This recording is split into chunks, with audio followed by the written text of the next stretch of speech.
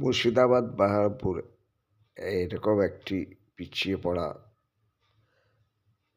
জেলা, কিন্তু এইখানে অনেক বুদ্ধিজীবীরা জন্ম নিয়েছেন, যার মধ্যে একজন ছিলেন বেলা ভট্টাচার্য। বেলা ভট্টাচার্য শিক্ষাবার্তা নিয়ে অনেক কাজ করেছেন সালাম এরিয়ায়।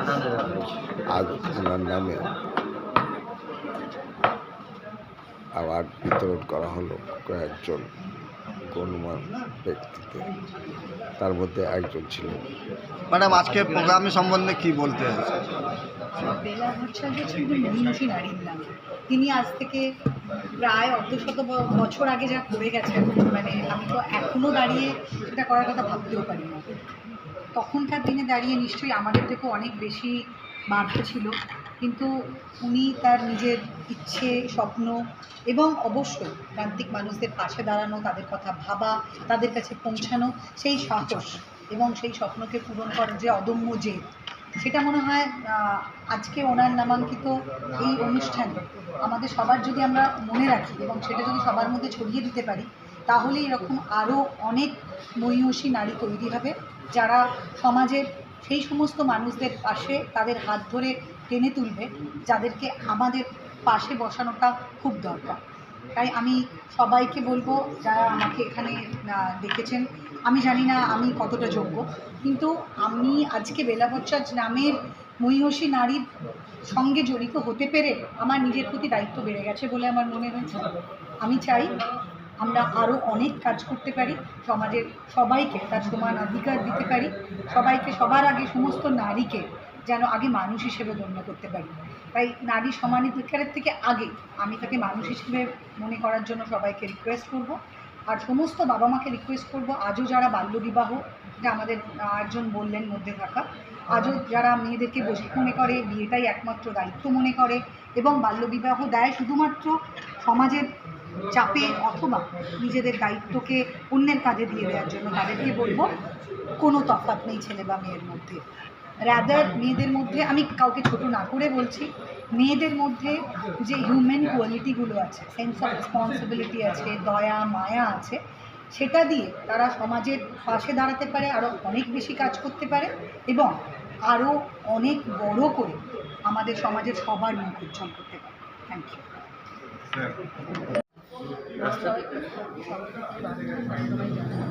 এবং আমার জন্মদিন পত্রিকা আছে, তাদেরকে অভিনন্দন, তারা এগিয়ে চলুন।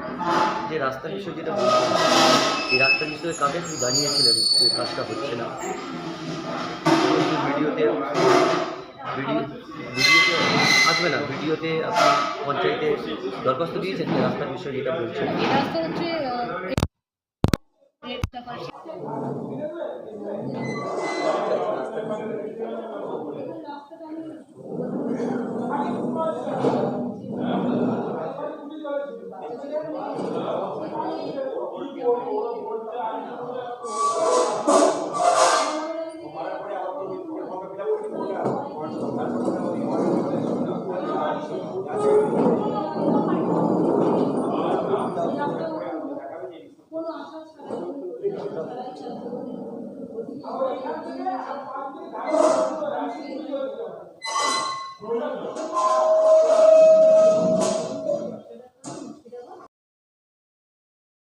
সঙ্গেও আমার দীর্ঘদিনের সম্পর্ক করে বেলা ভট্টাচার্যের নামাঙ্কিত একটা সম্মান দেওয়া হচ্ছে, একটা সংবর্ধনা দেওয়া হচ্ছে, সেখানে আসতে পারাটাই আমার কাছে একটা বড় সম্মানের বিষয়।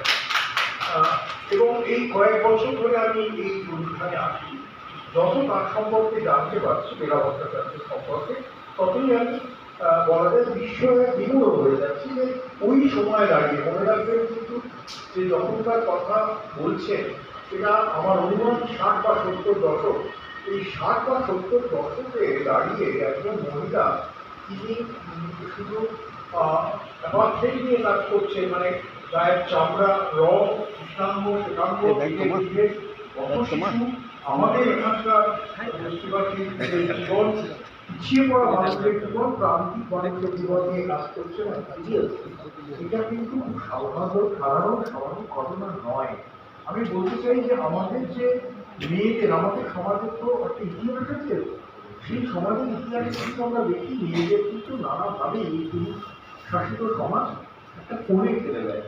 সেখান থেকে একজন মহিলা সেই সময় দাঁড়িয়ে প্রান্তিক বিশ্বের প্রান্তিক মানুষের সঙ্গে একটা সংলাপে যাচ্ছে।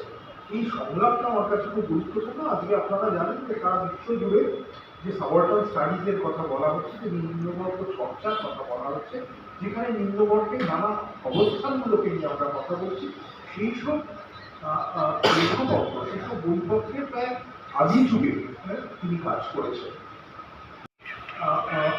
আমরা সবাই জানি যে সারা বিশ্বে এই ধরনের নানা কাজ চলছে। নীলাজ কুন্দেরা বলে একজন উপন্যাসিক আছেন, তিনি একটা উপন্যাসে বলেছেন এখন সবচেয়ে বড় কাজ হচ্ছে স্মৃতিকে জাগিয়ে তোলা, কেননা সব স্মৃতি মুছে দেওয়া হচ্ছে। এই স্মৃতি মুছে দেওয়ার যে একটা চক্রান্ত চলছে, আমাকে মনে করিয়ে দিতে হবে আমাদের ঐতিহ্যটা কী ছিল। আমরা আমাদের আগের মানুষরা কী ধরনের কাজ করেছেন সমাজে, সেই রামমোহন, বিদ্যাসাগর, রবীন্দ্রনাথ, যাদের নাম নিয়ে আজকে নানা বিতর্ক তৈরি হচ্ছে, তারা আসলে কারা, কি কাজ করেছেন তারা, এই কথাগুলো পৌঁছে দেওয়া দরকার। আমি আবার তোকে আমার একেবারে হৃদয় থেকে ওকে অভিনন্দন জানাবো। অসাধারণ কাজ হচ্ছে, জন্মদিন পত্রিকা যখন ডাকবে আমি আসবো।